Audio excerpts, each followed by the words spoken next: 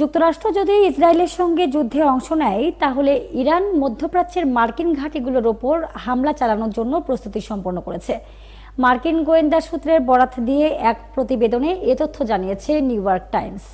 যুক্তরাষ্ট্র ইতোমধ্যেই ইউরোপে প্রায় ৩ ডজন রিফুয়েলিং জ্বালানি সরবরাহকারী বিমান পাঠিয়েছে, যা যুদ্ধ বিমানগুলোকে সহায়তা করবে বা ইরানের পারমাণবিক স্থাপনাগুলোতে সম্ভাব্য হামলার জন্য বোমারু বিমানের পাল্লা বাড়াতে ব্যবহার করা হবে। কর্মকর্তারা বলছেন, যদি যুক্তরাষ্ট্র ইসরায়েলের পক্ষে যুদ্ধে নেমে ইরানের ফোর্দো পারমাণবিক কেন্দ্রে হামলা চালায়, তবে ইরান সমর্থিত হুতি মিলিশিয়া আবারও লোহিত সাগরে জাহাজে হামলা শুরু করবে।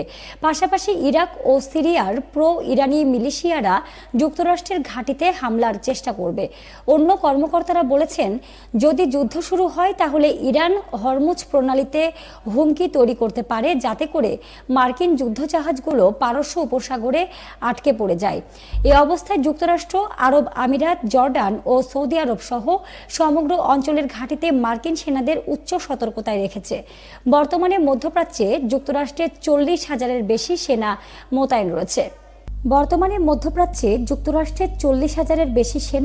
রয়েছে। দুই ইরানি কর্মকর্তা স্বীকার করেছেন, যুক্তরাষ্ট্র যদি ইসরায়েলের যুদ্ধে যোগ দেয় তাহলে তারা প্রথমেই ইরাকে অবস্থিত মার্কিন ঘাঁটিতে হামলা চালাবে।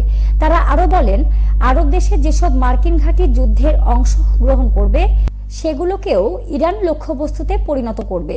ইরানের পররাষ্ট্রমন্ত্রী আব্বাস আরাকচি সোমবার এক বিবৃতিতে বলেন, আমাদের শত্রুদের জানা উচিত সামরিক হামলার মাধ্যমে আমাদের কোনো সমাধানে পৌঁছানো যাবে না এবং তারা ইরানি জনগণের ওপর তাদের ইচ্ছা চাপিয়ে দিতে পারবে না। আরাকচি তার ইউরোপীয় নেতা ফোনে বলেন, যুদ্ধ ছড়িয়ে পড়লে দায়ী থাকবে ইসরায়েল এবং তার প্রধান মিত্ররা, এমনটি জানিয়েছে ইরানের পররাষ্ট্র মন্ত্রণালয়। মার্কিন কর্মকর্তারা বলছেন, ইরানকে বেশি প্রস্তুতি নিতে হবে না, কারণ তাদের ক্ষেপণাস্ত্র ঘাঁটিগুলো বাহরাইন, কাতার এবং আরব আমিরাতের মতো দেশগুলোর কাছেই অবস্থিত। যুদ্ধে যুক্তরাষ্ট্রের অংশগ্রহণের সম্ভাবনা সাম্প্রতিক দিনগুলোতে বেড়েছে, কারণ ইসরায়েল তার অভিযান অব্যাহত রেখেছে এবং ইরান পাল্টা ক্ষেপণাস্ত্র ছুড়ে চলেছে।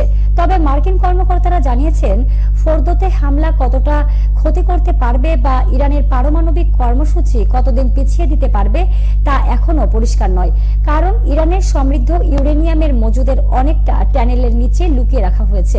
কয়েকজন মার্কিন কর্মকর্তা বলেন, ইরানের পারমাণবিক কর্মসূচিতে বড় ধরনের ক্ষতি করতে ইসরায়েলের যুক্তরাষ্ট্রের সহায়তা দরকার। এই সহায়তা হতে পারে ইসরায়েলি কমান্ডোদের জন্য আকাশ প্রতিরক্ষা অথবা যুক্তরাষ্ট্রের B-2 স্টিলথ বোমারু বিমান থেকে বাংকার ধ্বংসকারী বোমা ফেলে ফোর্দোর গভীর পারমাণবিক ঘাঁটি ধ্বংস করা। যুক্তরাষ্ট্র সরাসরি বা পরোক্ষভাবে ফোর্দোতে হামলা চালালে ইরান এবং তার মিত্ররা নিঃসন্দেহে প্রতিশোধ নেবে। ইরান ও তার মিত্ররা অতীতেও মার্কিন স্বার্থে আঘাত এনেছে। ট্রাম্প প্রশাসন হুতিদের ওপর চাপ বাড়ানোর পর তারা হামলা কমিয়ে দেয়, কিন্তু পরবর্তী বছরগুলোতে তারা একাধিকবার মার্কিন যুদ্ধ জাহাজ এবং বাণিজ্যিক জাহাজে হামলা চালিয়েছে। 2024 সালের জানুয়ারিতে ইরান সমর্থিত এক মিলিশিয়া জর্ডানের একটি মার্কিন ঘাঁটিতে ড্রোন হামলা চালিয়ে 3 জন মার্কিন সেনা হত্যা করে। মার্কিন গোয়েন্দা সংস্থাগুলোর দীর্ঘদিনের বিশ্লেষণে বলা হয়েছে, ইরান পারমাণবিক অস্ত্র তৈরির কাছাকাছি পৌঁছে গেছে, তবে তারা এখনও সে সিদ্ধান্ত নেয়নি। তারা চাইলে 1 বছরের কম সময়ের মধ্যে একটি পারমাণবিক অস্ত্র প্রস্তুত করতে পারবে, তবে কম পরিশোধিত ইউরেনিয়াম ব্যবহার করলে আরও দ্রুত তৈরি করা সম্ভব। প্রেসিডেন্ট ডোনাল্ড ট্রাম্প বারবার বলেছেন, তিনি ইরানকে পারমাণবিক অস্ত্র পেতে দেবেন না। মঙ্গলবার তিনি ইরানের নিঃশর্ত আত্মসমর্পণের আহ্বান জানান।